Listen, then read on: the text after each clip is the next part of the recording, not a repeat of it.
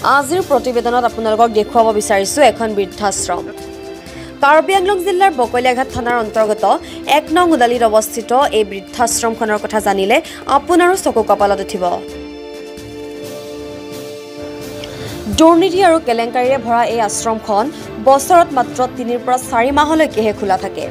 এয়া আমি কোৱা কথা নহয়। এই আশ্ৰমখনৰে ছুপাৰভাইজাৰৰ কিছু মন্তব্য আছে। আগতে সেয়া আমি শুনাই ল'ব বিচাৰিছোঁ। এইখন বন্ধ হৈ আছে আজি এবছৰে হ'ল। এইখন বৃদ্ধাশ্ৰম যেতিয়া অফিচাৰখিনি আহে তেতিয়াহে মানে মালিকীজনে ফোনাফোনি কৰে আৰু মানুহখিনি গোট খুৱায়। 2 মাহ এমাহৰ বা 3 মাহৰ ভিতৰত যেতিয়া অফিচাৰ আহিলে, অফিচাৰে ছাৰ্ভে কৰিলে চবৰে নামত মানুহখিনি ঠিকে থাকে আছে, খোৱা বোৱা কৰিছেনে নাই, ছাৰ্ভে কৰিলে, কৰি পেলাই আমাৰ এষ্টিমেটটো 1 বছৰৰ কাৰণে বাজেটটো বনাই বিল পাছ কৰি দিলে আৰু গ'লগৈ। আৰু মানুহকেইজন তাৰপিছত 1 সপ্তাহমান থাকে আৰু 1 সপ্তাহ এনেকুৱা থাকি পেলাই চবকে কিবা এটা দিয়ে আৰু দি পেলাই সিহঁতে গুচি যায়। মই ছুপাৰিণ্টেণ্ডেণ্ট হয় এই আশ্ৰমখনৰ। ইয়াত মোৰ এনেই সিহঁতে লিষ্টটো বনাই যেনিবা তোমাৰ 12,500 টকা আৰু দিয়ে। প্ৰথম মই 2 বছৰ কৰিছিলোঁ, সেই বেলেগ এটা জেগাত আছিলে এই আশ্ৰমটো, তাত আছিলে মোক 4,000কৈ দিছিলে, 2 মাহ দিছিলে 4,000কৈ। তাৰপিছত এতিয়া ইয়াত আহিলোঁ, ইয়াত 1 বছৰ ছাৰ্ভে কৰিলে, তাত দিলে মোক 5,000 টকা এটা দিলে। তাৰপিছত আৰু বৰ্তমান এতিয়া বন্ধ হৈ আছে, বন্ধ হৈ থাকিলে মোৰ চেলাৰী নাহে বুলি ক'লে, নাপায় বুলি কৈছে। এনেই আপোনাৰ নিয়মত কিমান পাব লাগে? নিয়মত 1 মাহত 12,500কৈ বনাই সিহঁতে বিলটো, আৰু 1 বছৰৰ কাৰণে পাব লাগে, কিন্তু সেইটো দিয়া নাই বা নিদিয়ে সিহঁতে। বাকী মানুহখিনি কিবা এটা দিয়ে আৰু দি পেলাই পঠাই দিয়ে, সেইটো ছিষ্টেমৰ। আকৌ এতিয়া মানে আপকামিং মানে এতিয়া গম পাইছোঁ যে সিহঁতে আহিব, অফিচাৰ আহিব লগা হৈ আছে এইকেইদিনত, ছাৰ্ভে কৰিব বাজেটটো বনাবৰ কাৰণে।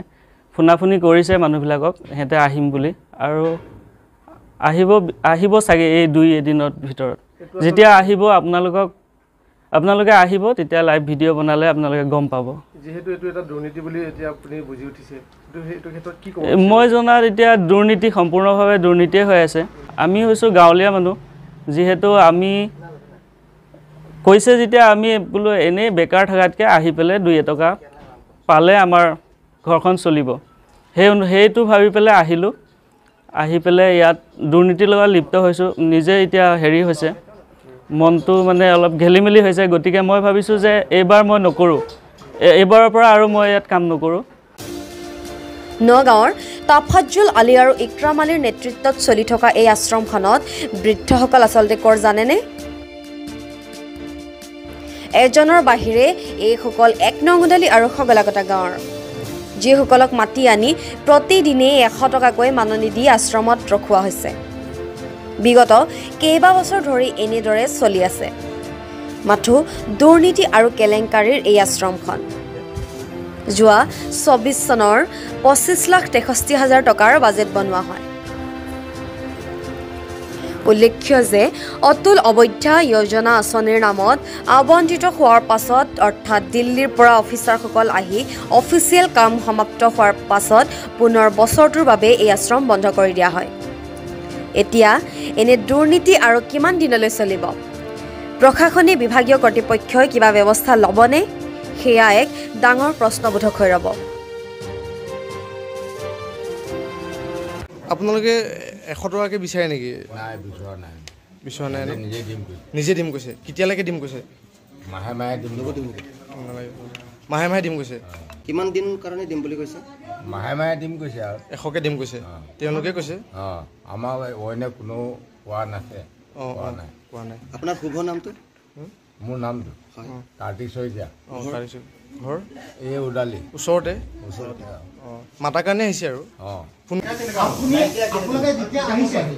আপোনালোকে যেতিয়া আহিছে বেনিফিচিয়াৰী মানুহখিনি ফোন কৰি মাতি আছে, কি কাৰণে ফোন কৰি মাতি আছে নাই? ঠিক আছে, যেতিয়া বেনিফিচিয়াৰী গুচি গৈছিলে তেতিয়া কিয় মাতা নাই? মাতিছো। কাক মাতিছে আপুনি? চবকে মাতিছো। কোন কাকো মাতা নাই? এই ডেক্সি এটাত চাহকণ বনাই খায় অকলে ইয়াত? দিনটো বহি থাকো অকলে দিনটো বহি থাকো আকৌ ৰাতি চব জ্বলাই পেলাই অকলে গৈ থাকো ইয়াত কোনো মানুহ নাথাকে খাবলৈ আপোনাক একো নিদিছিলে ইয়াত অকলে কোনো নাই খাবলৈ দিয়ে নে কোনোবা কোনো নাই অকলে আপুনি জানে মই অকলে থাকো ৰাতি অকলে থাকে দিনটো অকলে থাকো। দিন যি খাবলৈ দিয়ে বিৰিয়ানী কেইটামান খাবলৈ দিয়ে মই কেৰাহী আছে কেৰাহীতে চাহ বনাইছো খাম ৰাতি পাই চাহ বনাই থাকে অকলে অকলে অকলে অলপ বিচাৰি যায় চাউল পাতি দোকানে দোকানে টকা পইচা চাউল নাই একো নাই কোনে খাব সেইকাৰণে দোকানত খুজিব যায় এনে খাই থাকে মানুহ বস্তুবোৰ নামালে 1 টকাকৈ দিম তাৰপিছত